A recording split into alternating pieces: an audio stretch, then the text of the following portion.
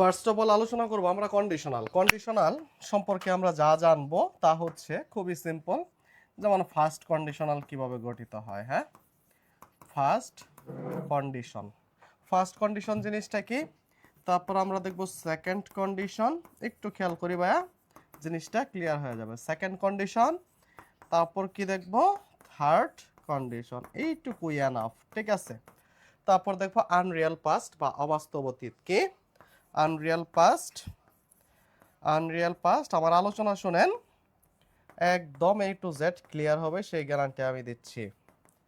Unreal past বা অবাস্তব অতীত, অসুস্থ থাকার কারণে হয়তো এক কথা বারবার জুড়ে জুড়ে বলতে পারবো না, কিন্তু আপনারা একটু মনোযোগ দিয়ে শুনলে জিনিসটা ক্লিয়ার হয়ে যাবে আই থিঙ্ক। ওকে, তাহলে আমরা দেখি কন্ডিশনাল জিনিসটা কি। এখান থেকে প্রচুর পরিমাণে কোশ্চেন বিভিন্ন চাকরি পরীক্ষায় এসে থাকে।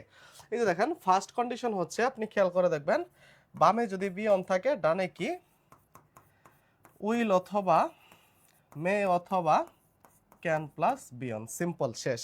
আমরা যখন এক্সাম্পল ক্লিয়ার করব, যখন আমরা প্রশ্ন সলভ করব, তখন আপনি ভালো করে বুঝতে পারবেন কি বলছি, বুঝছেন।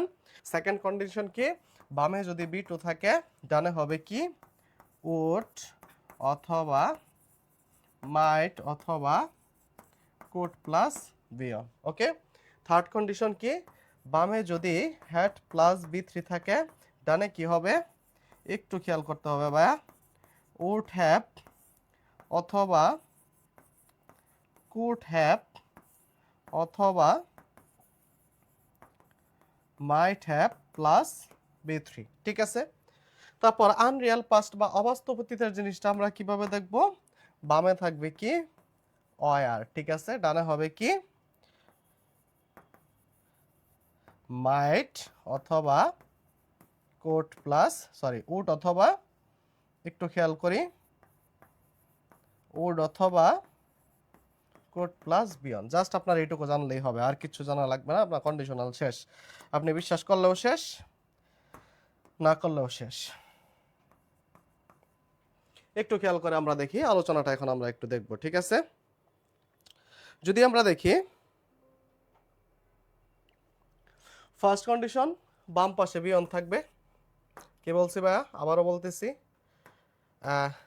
বাম পাশে বিয়ন থাকলে ডান পাশে কি হবে, will may can plus V one. Okay, second condition, বাম পাশে বি টু থাকবে, ডান পাশে কি হবে উড অথবা মাইট অথবা could plus V one. Okay, third condition, had plus V three থাকবে, ডান পাশে হবে উড হ্যাভ অথবা কুড হ্যাভ অথবা might have plus V three. Okay, তারপর আনরিয়াল পাস্ট বা অবাস্তব অতীত, বাম পাশে ওয়ার থাকবে, উড অথবা কুড প্লাস বিয়ন থাকবে কি ডান পাশে। এখন এটার ব্যতিক্রমও করতে পারে। ব্যতিক্রমটা কিভাবে করতে পারে, ব্যতিক্রমটা এইভাবে করতে পারে যে উইল মে ক্যান প্লাস বিয়ন বাম পাশে থাকবে, আপনার ডান পাশে কি দিতে হবে, ডান পাশে দিতে হবে বিয়ন। সেকেন্ড কন্ডিশন কি, উড মাইট কুড প্লাস বিয়ন বাম পাশে থাকবে, ডান পাশে দিতে হবে কি বি টু। অথবা এভাবেও থাকতে পারে, would have could have might have plus V three বাম পাশে থাকবে, ডান পাশে দিতে হবে কি হ্যাড প্লাস বি থ্রি। এইটুকু ক্লিয়ার কিনা একটু বলেন, এইটুকু যা বুঝাইতে চাইছি এইটুকু আপনি বুঝছেন কিনা একটু আমাকে ক্লিয়ার করেন। তাহলে আমরা দেখি ফার্স্ট কন্ডিশন কি, বাম পাশে যদি বিয়ন থাকে, ডান পাশে কি হবে will may can plus V one. যদি সেকেন্ড কন্ডিশন, বাম পাশে বি টু থাকে, ডান পাশে হবে কি would might could plus V one. Third condition, had plus V three থাকলে হবে কি would have could have might have plus V three. যেমন দেখেন এটা একটু সলভ করার ট্রাই করেন, এক নাম্বার অ্যান্সার কি হবে একটু উত্তর করার ট্রাই করেন। আপনি দেখবেন কোন সেন্টেন্সে যদি এম অথবা ইজ অথবা আর পায়া যান, ওটা চোখ বন্ধ করে বিয়ন, আপনি আর কিছু দেখবেন না। কি বলছি, কোন সেন্টেন্সে এম অথবা ইজ অথবা আর পায়া গেলে সেটা কি চোখ বন্ধ করে, কি চোখ বন্ধ করে বিয়ন। তাহলে বিয়ন যদি হয় ডান পাশে কি হবে উইল অথবা মে অথবা ক্যান প্লাস বিয়ন। দেখেন আপনি যদি মনোযোগ দেন হিটেটের মধ্যে, হিটেট কিন্তু বি টু, ঠিক আছে, কারণ এটা প্যাসিভ ফর্মে করা হয়েছে।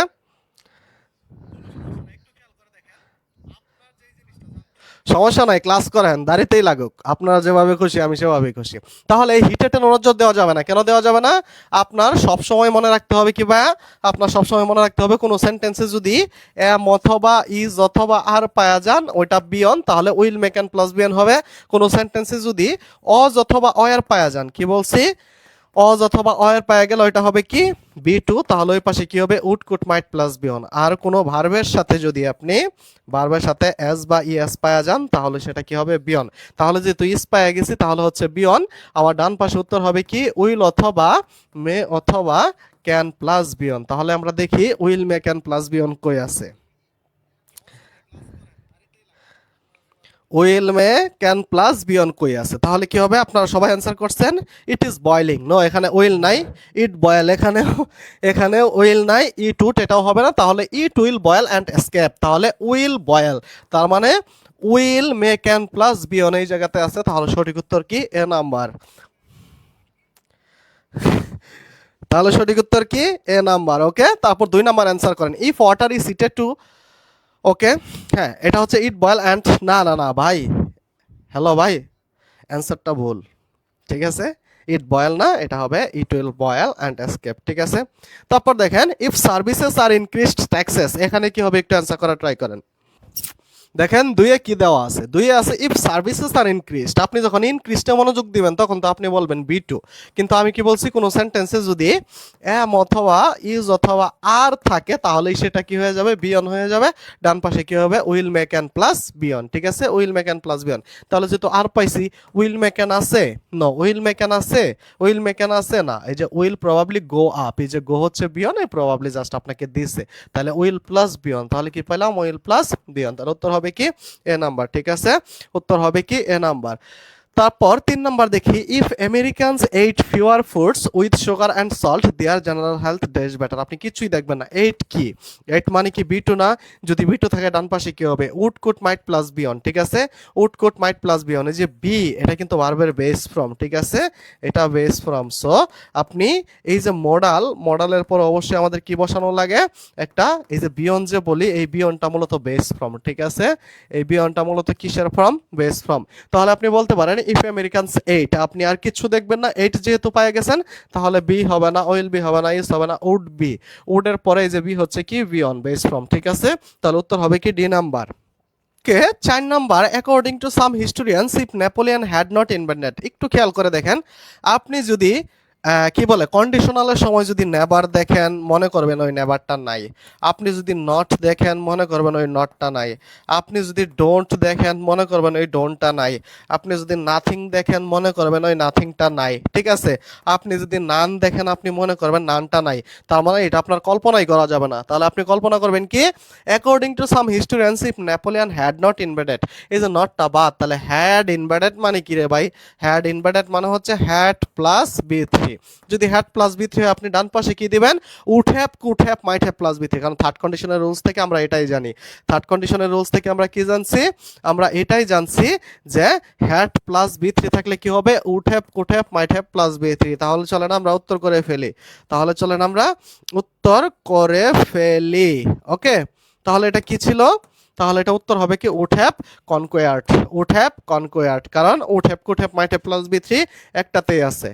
ওকে, তারপর 5 নম্বরটা দেখি if humans are totally deprived of sleep they, were পাইছি না, তাহলে would could might plus V one, would could might plus V one, এই যে উড এক্সপিরিয়েন্স এক জায়গাতেই আছে। ঠিক আছে, উড এক্সপিরিয়েন্স এক জায়গাতেই আছে, আপনি দেখার সাথে সাথে অ্যান্সার করতে পারবেন।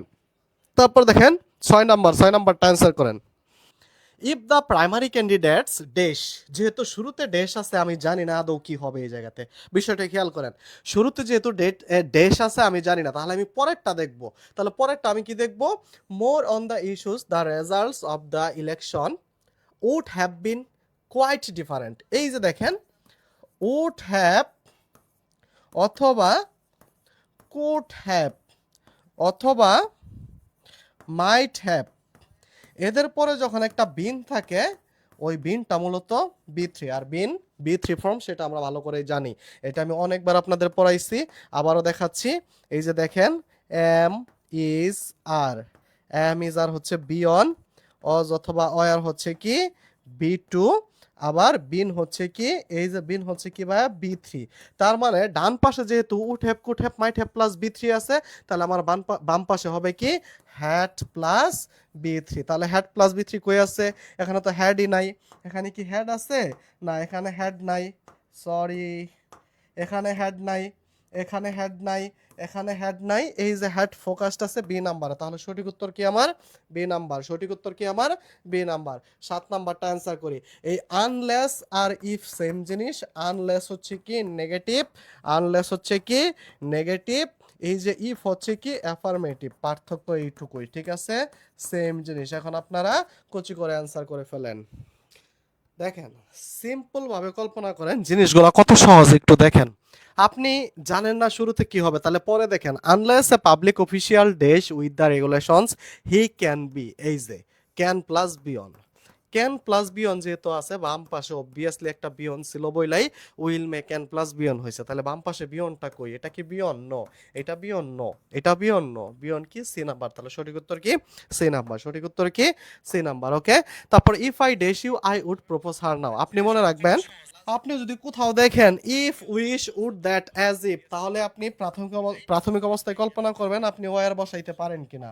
ওয়ার যদি না বসাইতে পারেন তাহলে সেখানে কি বসাবেন, বিটু বসাবেন। ওকে, 8 নাম্বার বুঝতে পারছি, তাহলে কি হবে ইফ আই ওয়ার ইউ, উত্তর হবে কি ইফ আই ওয়ার ইউ। হ্যাঁ, তাহলে 9 নাম্বার কি হবে if the Normans had not invaded, এই যে দেখেন নটটা যদি বাদ দেই তাহলে হ্যাড প্লাস বি থ্রি কি থাকে, হ্যাড প্লাস বি থ্রি, যদি হ্যাড প্লাস বি থ্রি থাকে তাহলে ডান পাশে কি হবে would have could have might have plus V three, তাহলে আমরা ভেরি সিম্পলি উত্তর করে ফেলতে পারবো। এই যে would have could have might have plus V three এই জায়গাতেই আছে, আপনার বিন্দুমাত্র কল্পনাও করা লাগবে না, চিন্তাও করা লাগবে না, কিচ্ছুই করা লাগবে না, খারার উপরে আপনি অ্যান্সার করবেন। হ্যাঁ, তারপর দেখেন 10 নাম্বারটা কি if it dash more humid in the desert of the south east the hot temperature would be unbearable, এই যে উড, উড অথবা উড অথবা কোড প্লাস বিয়ন যদি বাম পাশে থাকে নরমালি আমি কি করতে পারি বি টু বসাইতে পারি, আদারওয়াইজ আনরিয়াল পাস্টের ওয়ার বসাইতে পারি, কারণ আমরা একটা রুলস দেখছিলাম ওয়ার থাকলে কি হয় উড অথবা কোড প্লাস বিয়ন হয়। যেহেতু আমার মেইন ভার্ব এই জায়গাতে নাই তাহলে আমার দিতে হবে কি ওয়ার, ওয়াজিজ বা বি দেওয়ার কোনো সুযোগ নাই, ঠিক আছে। তারপর দেখি choose the most appropriate sentence, এটা আপনারা অ্যান্সার করেন। 11 নাম্বার সবাই একটু অ্যান্সার করেন প্লিজ। একটু খেয়াল করে দেখেন, ইফ থাকলে ওয়াজ থাকার সুযোগ নাই, ইফ থাকলে এম থাকার সুযোগ নাই, ইফ থাকলে ওয়াজ থাকার সুযোগ নাই, তাহলে উত্তর এটা শেষ, এক কথাই শেষ। আমি আর কিচ্ছু দেখবো না, উত্তর কি এটা। তারপর আমরা 12 নাম্বার দেখি we dash enough time now if you hadn't preferred to make the longer road. Okay, একটু খেয়াল করে দেখতে হবে, ডান পাশে যেহেতু এই যে নটটা যদি বাদ দেই তাহলে প্রেফার্ড হচ্ছে কি বি থ্রি, তার আগে কি ছিল হ্যাড, তাহলে হ্যাড প্লাস বি থ্রি যেহেতু বাম পাশে আছে, হ্যাড প্লাস বি থ্রি যেহেতু বাম পাশে আছে, আমার ডান পাশে কি দিতে হবে would have could have might have plus V three, শুধু উড হ্যাভ আছে বি থ্রি নাই, উড বি হ্যাভিং আছে এটা হবে না, হ্যাড হ্যাড আছে উড হ্যাভ লাগবে, উড হ্যাভ আছে তারপর হ্যাড এখানে বি থ্রি হিসেবে ব্যবহৃত হয়েছে, উত্তর হবে কি 12 বি নাম্বার।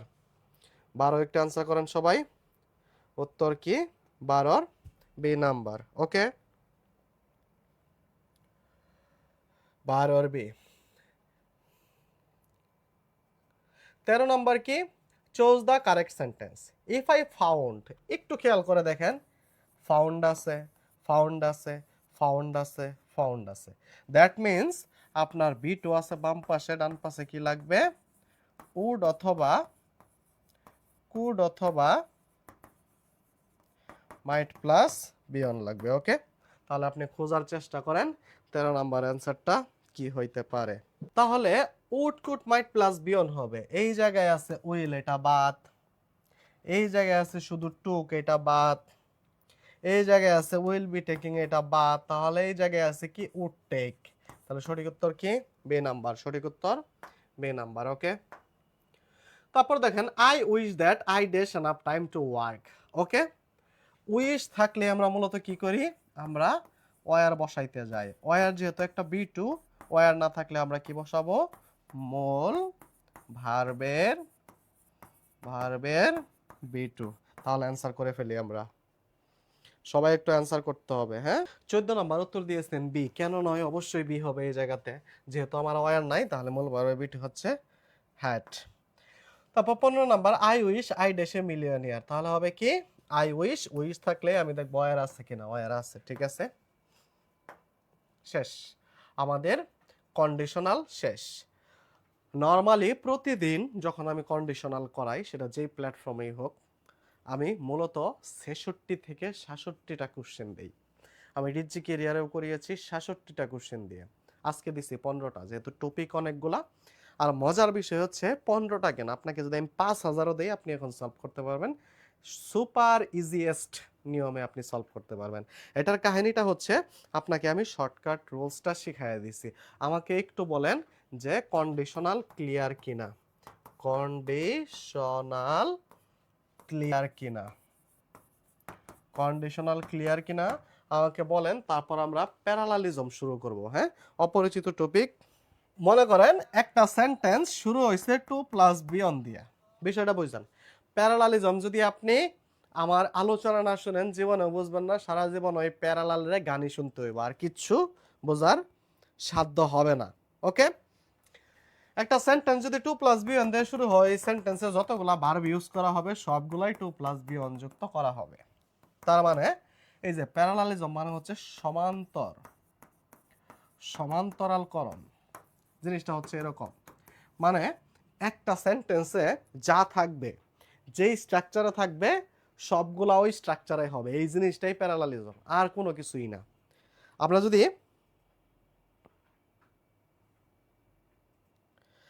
আমরা যদি এক্সাম্পল দেখি তাহলে জিনিসটা আরো ক্লিয়ার হবে। একটু খেয়াল করে দেখেন, সমস্যা জবাবদিহিতে ফ্রি কোর্স, কোনো টাকা পয়সা লাগবে না, প্রতিদিন ফ্রি ক্লাসের সময় রাত 7টা 30 মিনিট। ওকে, পরে নিলাম রিজি ক্রিয়া। দেখেন এটা আসছে কি, SIP সহকারী থানা মাধ্যমিক শিক্ষা কর্মকর্তা 15। এটা আমি কিভাবে বুঝবো? টপিকের নাম হচ্ছে প্যারালালিজম। একটা সেন্টেন্স যেই ফরম্যাটে থাকবে পরবর্তী সেই ফরম্যাটেই থাকবে। একটু খেয়াল করে দেখেন, আমি কিছুই দেখবো না। এই যে ইজ ভার্ব, সেন্টেন্সটা শুরু হয়েছে কি দিয়ে? V1 প্লাস আইএনজি দিয়ে। একটু খেয়াল করে দেখেন, আলোচনা না শুনলে বুঝবেন না, আমি বললাম সি প্লাস আইএনজি হইল কি? সিং। যেহেতু টপিক প্যারালালিজম, ভার্বের পরে এখানেও একটা V1 প্লাস আইএনজি বসাইতে হবে, না হলে আপনার সেন্টেন্স হবে না। এখন আমি যদি বলি সিং ইজ টু বিলিভ, এটা হবে না, কারণ এটা টু প্লাস B1 আছে। সিং ইজ বিলিভড, এটা B2 তে আছে, এটাও হবে না। আমার B1 প্লাস আইএনজি দিয়ে আছে, আমার সেন্টেন্সটাও লাগবে কি B1 plus ING. How to believe, no, এটাও হবে না, আছে কি বিলিভিং। বিলিভিংটা আসলে কি? B1 plus ING. তাহলে উত্তর হবে কি? Seeing is believing, seeing is believing. এই যে দেখেন, সিইং ইজ বিলিভিং। তারপর দেখেন, Zarin is a scholar and athlete and dash. Zarin কি বা জেরিন ইজ এ স্কলার, সে একজন পণ্ডিত, একজন খেলোয়াড়, ঠিক আছে। অ্যান্ড ডেশ, সবগুলাতে কি ইউজ করা হয়েছে? আর্টিকেল ইউজ করা হয়েছে। মানে জারিনের যে পদবীগুলা বা জেরিনের যে পদবীগুলা, এই জেরিনের পদবীগুলার সবগুলার ক্ষেত্রে কি করা হয়েছে? আর্টিকেল ইউজ করা হয়েছে। তার মানে এখানে আর্টিকেল যেহেতু প্রাধান্য পাইছে এই সেন্টেন্সের, আপনি জারিন সম্পর্কে বা জেরিন সম্পর্কে যাই বলেন না কেন সবগুলাই কি হবে? ওই আর্টিকেল দেওয়া হবে। আর্টিকেল দেওয়া কোনটা আছে? এটা নাই, এটা নাই, এটা নাই, তাহলে অ্যান আর্টিস্ট। তাহলে উত্তর হবে কি? An artist, an artist, an artist. ঠিক আছে, অ্যান আর্টিস্ট, কারণ এটা হচ্ছে কি আর্টিকেল। তাহলে দেখেন এই যে সবগুলাই কি আছে? আর্টিকেল। এটাই হচ্ছে প্যারালালিজম, মানে একটা সেন্টেন্স যেভাবে থাকবে যা থাকবে সেইটাই হবে, যেভাবে থাকবে যা থাকবে সেইটাই হবে। এখন আমাকে বলেন যে প্যারালালিজম জিনিসটা মাথায় ঢুকছে কিনা। খুব কঠিন না, কিন্তু খুবই সহজ একটা বিষয়। মাথায় ঢুকছে কিনা এটা বলেন। এই যে দেখেন, অর্ডের শেষে কি আছে? আইসি। আইসি থাকলে কি হয় আমরা জানি? অ্যাডজেক্টিভ। ইয়াং, এটাও কি? অ্যাডজেক্টিভ। তার মানে এই সেন্টেন্সে যা আছে সবকিছুই হবে কি? অ্যাডজেক্টিভ। তাহলে এখানে অ্যাডজেক্টিভ কি আছে? ট্যালেন্টফুল বলতে কোনো শব্দ নাই, ট্যালেন্ট, এটাও অ্যাডজেক্টিভ না, তাহলে হবে কি? ট্যালেন্টেড। উত্তর হবে কি? C number. কারণ আমার কি দরকার? এই সেন্টেন্সটাকে প্যারালাল করার জন্য একটা অ্যাডজেক্টিভ দরকার, আমি বসাই দিলাম অ্যাডজেক্টিভ। ঠিক আছে। তারপর দেখেন, Sabuj entered the room, sat and dash his book. এই 4 নাম্বারটা আপনারা অ্যান্সার করেন। প্যারালালিজম বুঝছেন কিনা আমাকে একটু জানান, প্লিজ একটু জানান প্যারালালিজম বুঝতেছেন কিনা। স্যাট কি? B2, তার মানে এখানে হবে কি? B2। তাহলে B2 কই আছে? এটা না, এটা না, এটা না, উত্তর হবে কি? অপেন্ট। অপেন্ট হচ্ছে কি? B2। ওকে, তাহলে উত্তর কি? C number. উত্তর হচ্ছে সি নাম্বার। 5 নাম্বারটা দেখি, our horse greeted us and dash to our seats. Okay, এই যে গ্রিটেড, এই গ্রিটেড মানে কি? এটা হচ্ছে কি? B2। তাহলে এখানেও হবে কি? B2। এখন ঝটপট উত্তর করে ফেলেন যে B2 কই আছে। তন্ময় স্যার আমার বেসিক খুব দুর্বল, আমি অনেক বলছে বেসিক ম্যাথ পড়ো, এই পড়ো সেই পড়ো। স্যার আমার তো বেসিক দুর্বল, এখন আমার কি এরকম বইগুলো কিনে পড়া উচিত বা এখন আমার কি করণীয়? এখন আমি আপনাকে বলবো সব টিচারের মতোই বেসিক স্ট্রং করেন, কিন্তু আপনি জানেনই না, অনেকে জানেই না বেসিক কিভাবে স্ট্রং করা লাগে। দেখেন এখানে বি টু, এটা বি টু না, এটা বি টু না, এটা বি টু না, এই লাট এটা হচ্ছে কি বি টু, তাহলে সঠিক উত্তর হবে কি এ নাম্বার। তারপর দেখেন on Sundays I usually go fishing or dash something else interesting. আপনারা যদি এটা পারেন তাহলে বুঝবো আপনারা প্রো হয়ে গেছেন। বুদ্ধি খাটাইতে হবে, সময় দিচ্ছে 2 মিনিট। আপনারা যদি এটা পারেন তাইলে বুঝবো, তাইলে বুঝবো প্রো হয়ে গেছেন। বুদ্ধি খাটান, বুদ্ধি খাটান, বুদ্ধি খাটান প্লিজ। ওকে, আপনারা সবাই অ্যান্সার করছেন, আপনারাই দেখে নেন উত্তর কি হবে। ডো, কেন ডো হবে একটু দেখেন। আমরা জানি কোনো সেন্টেন্সে ইউজুয়ালি থাকলে সেখানে যেই ভার্বই বসুক সেখানে বিয়ন বসে। তার চেয়ে বড় কথা ইউজুয়ালির সাথে যেহেতু গো আছে, বিয়ন আছে, এই ফিশিং আছে, সামথিং আছে, ডাজন্ট ম্যাটার। এই যে অরের পূর্বে কি আছে, গো আছে, তাহলে এই পাশেও কি হবে, বিয়ন হবে। গো যেহেতু বিয়ন, মেইন ভার্ব কি ফিশিং, গো ফিশিং। এই গো, এই ফিশিং কিন্তু এখানে মেইন ভার্ব না, ঠিক আছে। এই যে গো, এই যে গো যেহেতু বিয়নে আছে তাহলে আমার বাকিটাও কি হবে, বিয়নে হবে। তাহলে হবে কি ডো, তাহলে হবে কি do something else interesting.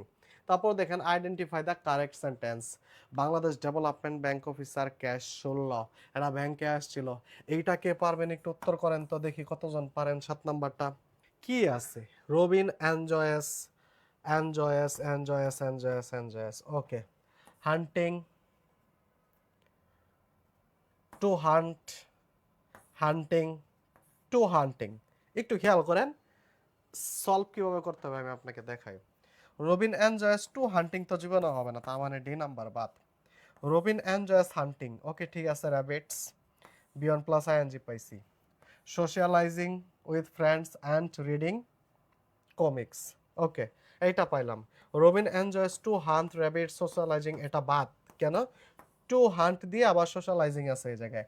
Robin enjoys hunting rabbit socialising with friends and to read, এই যে টু রিড, যেহেতু এই জায়গাতে সব কিছু বিয়ন্ড প্লাস আইএনজি দেওয়া আছে, তাহলে এটাও বিয়ন্ড প্লাস আইএনজি দেওয়া আছে, তাহলে এখানে টু রিড কিভাবে হয়, তাহলে রিডিং হওয়ার কথা, তাহলে এটাও বাদ। তাহলে সঠিক উত্তর কি সি নাম্বার। দেখেন হান্টিং, সোশ্যালাইজিং অ্যান্ড রিডিং, ঠিক আছে। ক্লিয়ার, 7 নাম্বার ক্লিয়ার, সবাই বুঝতে পারছেন, ওকে। তারপর 8 নাম্বার দেখবো I use my TV remote control to change channels dash. এটা অ্যান্সার করেন, আপনাদেরকে দিয়ে অ্যান্সার করাবো, কারণ প্যারালালিজম খুবই নতুন একটা টপিক। দেখি কে প্যারালালিজম করতে যায় প্যারালাল হয়, দেখি। I use my TV remote control to change, to change, to change যেহেতু আছে তার মানে অ্যাডজাস্টিং, অ্যাডজাস্টিং বাদ, তাহলে to adjust the volume and turning the set on and of, to adjust the volume and to turn. যেহেতু to change আছে তাহলে আমার টু অ্যাডজাস্ট লাগবে, ঠিক আছে, কিন্তু টার্নিং বিয়ন্ড প্লাস আইএনজি বাদ, এটা আর হইল না।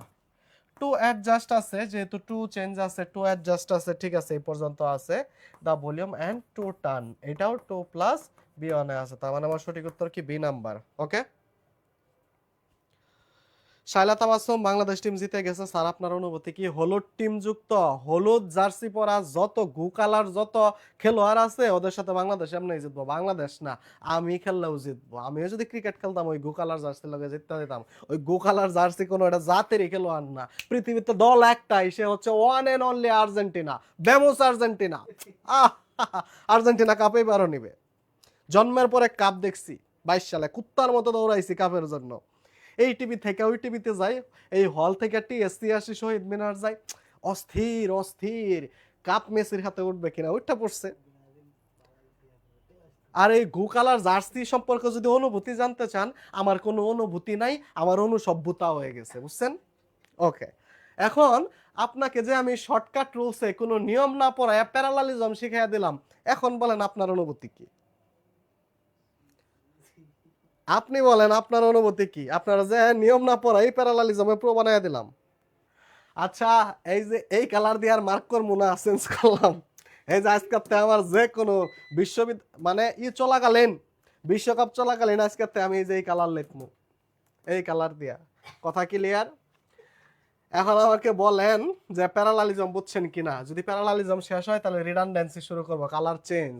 এই যে আকাশি কালার, পুরো আকাশটাই তো আর্জেন্টিনা, তাহলে কালারটা আকাশি কালার থাকবে না কেন? হ্যাঁ, রিডান্ডেন্সি জিনিসটা কি আমার আলোচনা শুনতে হবে। বরাবরই আপনাদেরকে আমি একটা রিকোয়েস্ট করব, আমার আলোচনা শুনবেন, এরপর আপনি মজা করতে করতে প্রশ্ন সলভ করতে পারবেন। আলোচনা যদি না শুনেন তাহলে দেখবেন যে অনেক চেষ্টা করতেছেন কিন্তু প্রশ্ন সলভ করতে পারতেছেন না। রিডান্ডেন্সি জিনিসটা কি? একই অর্থবোধক শব্দ দুইবার ব্যবহার করা। যেমন মনে করেন আপনার স্বামী সৌদি যাবে। কোথায় যাবে? সৌদি যাবে, বিদেশ। স্বামী যাবে বিদেশে। এখন মনে করেন আপনি কান্নাকাটি করে আপনার স্বামীর বিদায় দিলেন। এয়ারপোর্ট থেকে আপনাকে লাস্ট কল দিছে। এয়ারপোর্ট থেকে আপনাকে কি কল দিছে? আপনাকে এয়ারপোর্ট থেকে আপনার স্বামী আপনাকে লাস্ট কল দিছে। কল দেয়া বলতেছে ভালো থেকো, সুখে থেকো, টাকা পয়সা যা লাগে সব পাঠাবো, no tension, life is a game of competition. আপনারে বলতেছে। মনে করেন আপনার স্বামী যখন এয়ারপোর্টে যায় সর্বশেষ কলটা দিছে, তখন আপনি বললেন, স্বামী গো, ও স্বামী, তোমার বিদেশ যাওয়ার দরকার নাই, তুমি এয়ারপোর্ট থেকেই রিটার্ন ব্যাক করো, আমার টাকা পয়সার দরকার নাই। কি বললেন? রিটার্ন ব্যাক করো। কি বলছেন? রিটার্ন ব্যাক করো। ওকে, এই রিটার্ন অর্থ কি? রিটার্ন অর্থ ফিরে আসা। রিটার্ন অর্থ কি? ফিরে আসা। আমার আলোচনা শুনেন। রিটার্ন অর্থ ফিরে আসা, ব্যাক অর্থ কি? ফিরে আসা। ঠিক আছে। আমার একটা কথা যদি আপনি না বুঝেন, বলেন কি স্যার এগেইন রিপিট করেন। বলেন কি sir please repeat it again. কি বলেন? Repeat it again. আমার কথা হচ্ছে রিপিট অর্থ কি? আবার। রিপিট অর্থ আবার, এগেইন অর্থ আবার। ঠিক আছে, বুঝাতে পারছি? রিপিট অর্থ আবার, এগেইন অর্থ কি? আবার। তারপর দেখেন, দে আর টু টুইন্স, তারা হচ্ছে যমজ। এই টু অর্থ জোড়া, টুইন্স অর্থ জোড়া। ঠিক আছে। এই যে জয়েন টুগেদার, একটু খেয়াল করে দেখেন, এই জয়েন অর্থ কি? যুক্ত হওয়া। এই টুগেদারও বোঝায় কি? যুক্ত হওয়া। এই যে একই সেন্টেন্সে একই অর্থবোধক শব্দ যে দ্বিতীয়বার ব্যবহার করতেছেন, সেটাই হচ্ছে কি? রিডান্ডেন্সি। আপনি আমাকে বলতে পারেন, ভাইয়া সকালে আমাকে একটা কল দিয়েন। আপনি বলেন কি সকাল সকাল একটা কল দিয়েন। এই সকাল একবার বলে যেমন আরেকবার বলার দরকার নাই, এরকম রিটার্নের সাথে ব্যাক বলার দরকার নাই, রিপিটের সাথে এগেইন বলার দরকার নাই, তারপর জয়েনের সাথে টুগেদার বলার দরকার নাই। এগুলাই হচ্ছে কি? রিডান্ডেন্সি। ডাবল। ঠিক আছে। রিএসিউর। ঠিক আছে। রিএসিউরেন্স। মানে হচ্ছে আবার, ওই জিনিসটা আবার বলা যাবে না। একটা সেন্টেন্সে ওই তথ্যটা একবারে দিতে হবে, দ্বিতীয়বার বলা যাবে না। এটা হচ্ছে কি? ফ্রি গিফট দিবে, গিফট অর্থই ফ্রি দেওয়া, আবার ফ্রি। আবার ফল ফ্রুট খাবে কিনা, এইগুলাই হচ্ছে কি? রিডান্ডেন্সি। বুঝাতে পারছি? তাহলে আমরা একটু আলোচনা দেখি। ওয়েট ফর, তাই অ্যাওয়েট কারোর জন্য বা কোনো কিছুর জন্য অপেক্ষা করা, এর সাথে ফর বসে না। তার মানে এই যে অ্যাওয়েট অর্থ কি? অ্যাওয়েট অর্থ হচ্ছে কারোর জন্য অপেক্ষা করা। যদি বলি আই অ্যাওয়েট ফর ইউ, আমি তোমার জন্য অপেক্ষা করি, এই অ্যাওয়েট অর্থই হচ্ছে কি? কারোর জন্য অপেক্ষা করা। কারো জন্য অপেক্ষা করা। আলোচনা শুনেন, বিষয়টা বুঝতে পারবেন। অপেক্ষা করা, তার মানে ওটার সাথে যেহেতু কারো জন্য অপেক্ষা করা, তাহলে এখানে আর এক্সট্রা ভাবে কি দেওয়ার দরকার নাই? ফর দেওয়ার দরকার নাই। কি দেওয়ার দরকার নাই? ফর দেওয়ার দরকার নাই। তারপর দেখেন, এই যে রিটার্ন, এর অর্থ গো ব্যাক বা ফিরে আসা, তাহলে কাম ব্যাক। তাই রিটার্ন ফিরে আসা বা ফিরে যাওয়ার সাথে ব্যাক বসে না, যেটা আমি আলোচনা করতেছিলাম। কনক্লুশন মানে কি? কনক্লুশন অর্থ হচ্ছে ফাইনাল ডিসিশন। তাই কনক্লুশন চূড়ান্ত ফলাফল বা সিদ্ধান্তের সাথে ফাইনাল বসে না। যেমন ফাইনাল কনক্লুশন, আপনি বলেন কি এইবার একটা ফাইনাল ডিসিশন হবেই, ফাইনাল কনক্লুশন হবেই। এই যে যে আপনি বলেন ফাইনাল ডিসিশন, কনক্লুশন মানে কি? কনক্লুশন মানেই তো অর্থ হচ্ছে ফাইনাল ডিসিশন। ওকে, কনক্লুশন অর্থই হচ্ছে ফাইনাল ডিসিশন। তাহলে কি আপনি ফাইনাল কনক্লুশন বলতে পারবেন? তার মানে হয়ে গেল না ফাইনাল ফাইনাল কনক্লুশন ডিসিশন। আচ্ছা, রিস্টোর অর্থ কি? ফিরিয়ে আনা, ব্রিং ব্যাক। তাই রিস্টোর পূর্বাবস্থায় ফিরিয়ে আনা এর সাথে রিস্টোর ব্যাক বসে না। আপনি যখন একটা ছবি ডিলিট করেন, বিষয়টা বুঝলেন, আপনার একটা অপশন আসে ফোনে রিস্টোর, রিস্টোর। আমি যদি বলি রিস্টোর ব্যাক করা, রিস্টোর ব্যাক করা, রিস্টোর অর্থ হচ্ছে ফিরিয়ে আনা, ব্যাক অর্থ কি? ফিরিয়ে আনা। তার মানে কি আপনি রিস্টোর বলতে পারবেন? বুঝাইতে পারছি? তারপর দেখি অ্যাডভান্স অর্থ হচ্ছে গো বা মুভ ফরওয়ার্ড, গো ফরওয়ার্ড বা মুভ ফরওয়ার্ড। তাই অ্যাডভান্সের সাথে ফরওয়ার্ড হবে না। একটু খেয়াল করে দেখেন, আপনি যদি কোথাও দেখেন অ্যাডভান্স, অ্যাডভান্স আছে তার সাথে ফরওয়ার্ড আছে, তার মানে অ্যাডভান্সের সাথে আপনি ফরওয়ার্ড দিতে পারবেন না, শুধু আপনি দিবেন কি? অ্যাডভান্স। তারপর দেখেন এই যে জয়েন, জয়েনের সাথে আপনি টুগেদার দিতে পারবেন না, ঠিক আছে? ডিকশনারি এর অর্থ কি? ফ্রেজ বুক বা ওয়ার্ড বুক। তাই ডিকশনারি এর সাথে ডিকশনারি বুক দেওয়া যাবে না।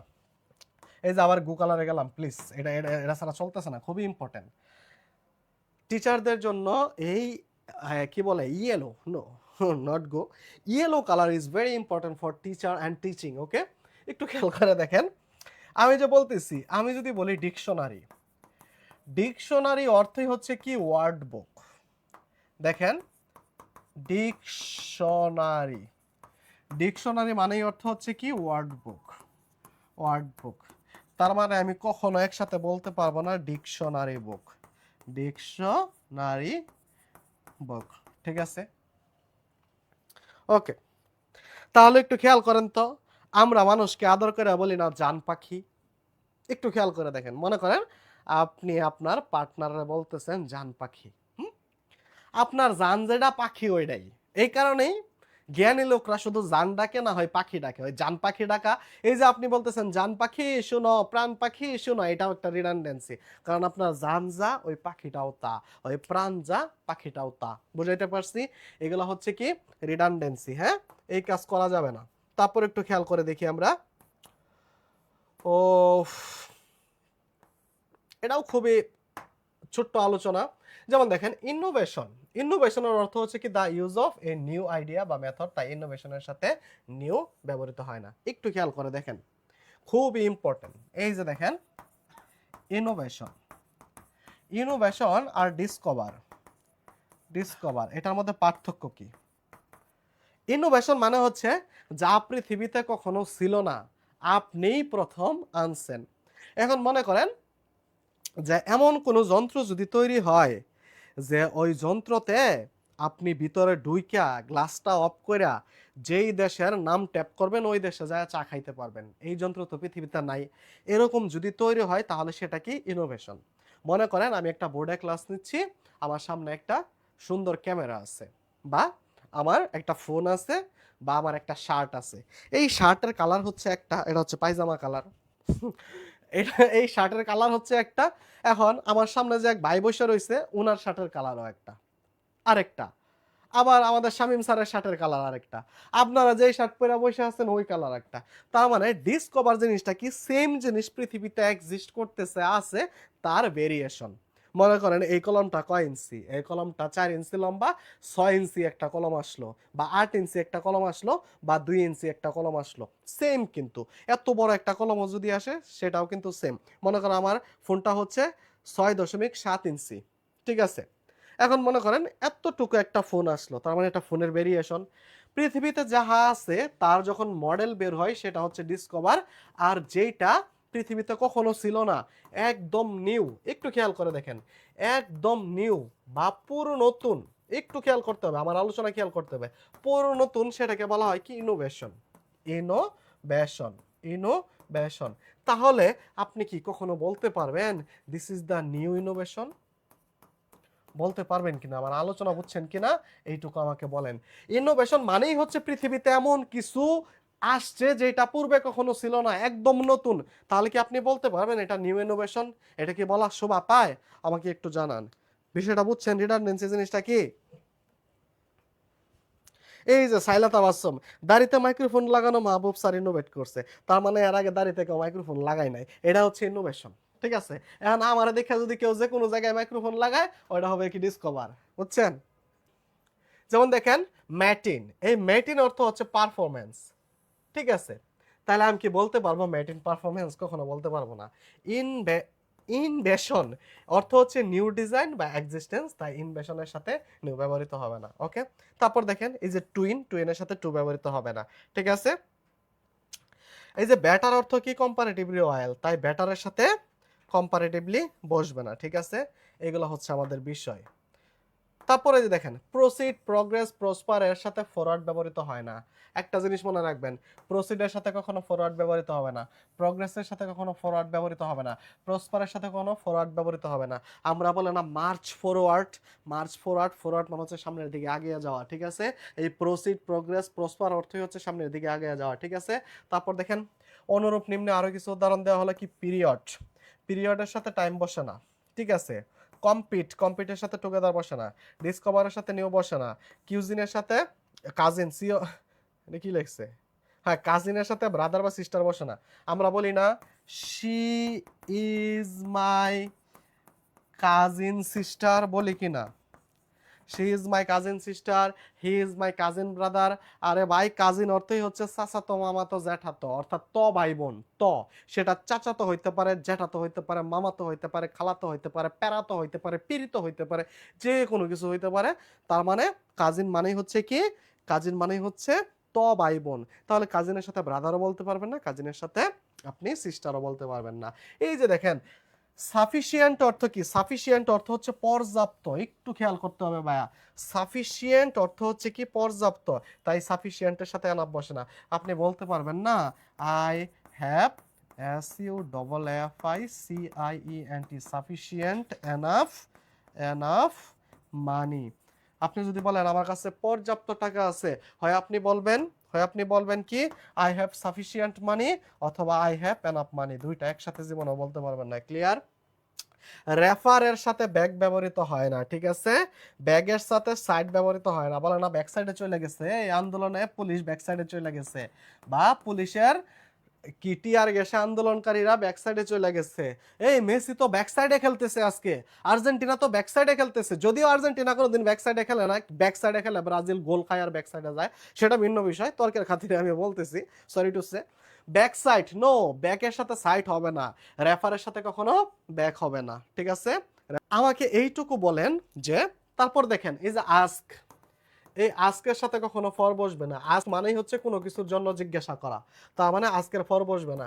এই যে অর্ডার, অর্ডার মানে হচ্ছে কোনো কিছু চাওয়া বা কোনো কিছুর জন্য নির্দেশ দেওয়া, অর্ডারের সাথে কখনো কি বসবে না? ফর বসবে না। এইগুলাই হচ্ছে রিডান্ডেন্সি। রিডান্ডেন্সি জিনিসটা বুঝছেন কিনা এটুকু আমাকে আগে বলেন।